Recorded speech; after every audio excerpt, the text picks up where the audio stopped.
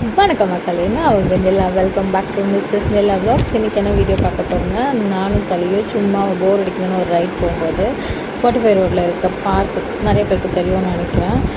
அங்கேருந்து சும்மா ஒரு வாக் போயிட்டு நெக்ஸ்ட்டு அதுக்கு வாசலில் ஒரு பையா ஒரு பானிபூரி கடை வைப்பேன். நம்மனா பானிபூரி கடைக்குன்னா ரொம்ப பிரியமாச்சு. அங்கே எப்போலாம் நாங்கள் போடுறோம் அந்த இடத்துல ஒரு ஸ்பெஷல் ஸ்பாட்டாகவே எங்களுக்கு மாறிடுச்சு. அங்கே சாப்பிடாமல் வரவே மாட்டோம். இந்த பையா மட்டும் இல்லை, 2-3 பையா மாறி மாறி வருவாங்க. 6 மந்த் ஒன்ஸ் அவங்க ஊருக்கு போயிடுவாங்களா, மாறி மாறி வருவாங்க.